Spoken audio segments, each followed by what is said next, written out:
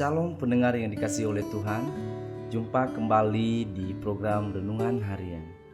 Di kesempatan kali ini kita akan mendengarkan firman Tuhan dari Yehezkiel pasalnya yang ke-36.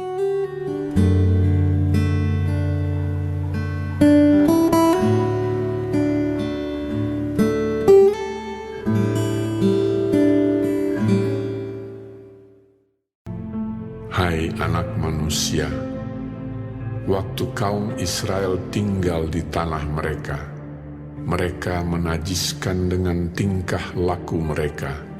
Kelakuan mereka sama seperti cemar kain di hadapanku. Maka aku mencurahkan amarahku ke atas mereka, karena darah yang dicurahkan mereka di tanah itu, sedang tanah itu mereka najiskan dengan berhala-berhala mereka. Aku menghamburkan mereka di atas bangsa-bangsa, sehingga mereka berserak-serak di semua negeri. Aku menghakimi mereka selaras dengan tingkah lakunya. Di mana saja mereka datang di tengah bangsa-bangsa, mereka menajiskan namaku yang kudus. Dalam hal orang menyindir mereka, katanya mereka umat Tuhan, tetapi mereka harus keluar dari tanahnya.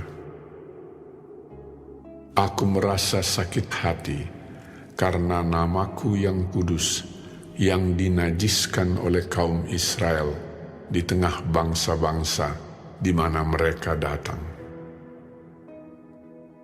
Oleh karena itu katakanlah kepada kaum Israel, beginilah firman Tuhan Allah.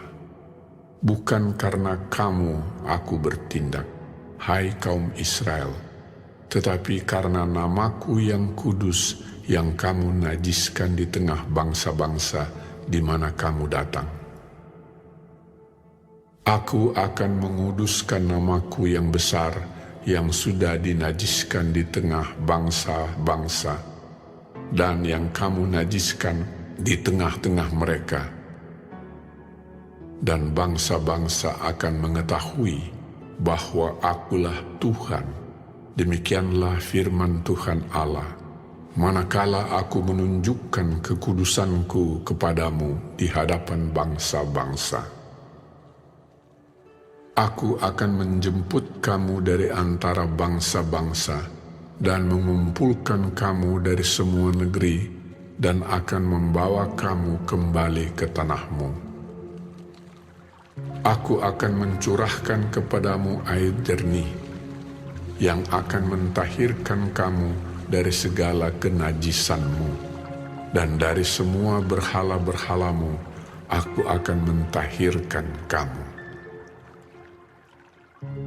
Kamu akan kuberikan hati yang baru dan roh yang baru di dalam batinmu, dan aku akan menjauhkan dari tubuhmu hati yang keras dan kuberikan kepadamu hati yang taat. Roh akan kuberikan diam di dalam batinmu, dan aku akan membuat kamu hidup menurut segala ketetapanku dan tetap berpegang pada peraturan-peraturanku dan melakukannya. Dan kamu akan diam di dalam negeri yang telah kuberikan kepada nenek moyangmu, dan kamu akan menjadi umatku, dan aku akan menjadi Allahmu. Aku akan melepaskan kamu dari segala dosa kenajisanmu, dan aku akan menumbuhkan gandum serta memperbanyaknya. Dan aku tidak lagi mendatangkan kelaparan atasmu.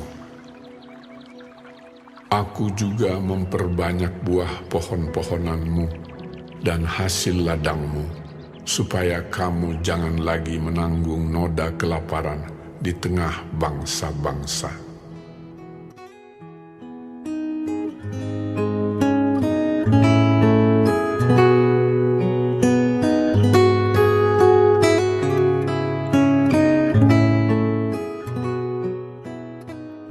dikasihi oleh Tuhan, tema renungan kita pada saat ini adalah Tuhan yang memulihkan.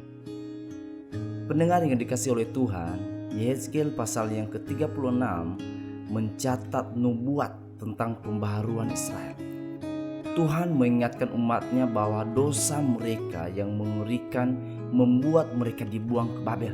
Ayatnya yang ke-17-18. Kenyataannya ketika bangsa Israel tinggal di pembuangan, mereka justru menajiskan nama Allah yang kudus. Ayatnya yang ke-20-21. Namun demikian, Tuhan yang penuh kasih tetap berjanji demi nama Tuhan akan mengumpulkan kembali dan memulihkan umatnya dengan membawa mereka kembali ke tanah mereka. Di ayat yang ke-20-24. Pendengar yang dikasihi oleh Tuhan, pembaharuan Allah atas umatnya tidak hanya sebatas mereka kembali ke negeri mereka. Allah mentahirkan mereka dari praktik penyembah berhala. Ayatnya yang ke-25. Allah juga memperbaharui hati mereka dan menganugerahi mereka dengan hati yang taat. Ayatnya yang ke-26-27. Tuhan juga berjanji untuk mengubah hati mereka dengan membuang hati yang keras dan penuh dosa, lalu menggantinya dengan hati yang baru. Tuhan berjanji akan memberikan rohnya sendiri ke dalam batin umatnya, sehingga mereka dimampukan untuk hidup dalam ketetapan dan hukumnya. Setelah hati bangsa itu diubah, Allah berjanji untuk memulihkan mereka sepenuhnya. Ayatnya yang ke-28-30. Pemulihan atas Israel adalah inisiatif dan karya Allah. Pendengar yang dikasihi oleh Tuhan, Allah di dalam Yesus Kristus beranugerah di dalam hidup kita. Dia pertama-tama menyucikan kita dari dosa-dosa kita melalui pengorbanannya. Tuhan yang sama memberi hati dan roh yang baru dalam hidup kita. Roh Kudus yang tinggal dalam kita menopang kita untuk hidup seturut kehendaknya. Kita dipulihkan hanya karena Allah yang beranugerah dalam kehidupan kita. Jika demikian, mari serahkan hidupmu untuk hidup terus dibentuk oleh Tuhan.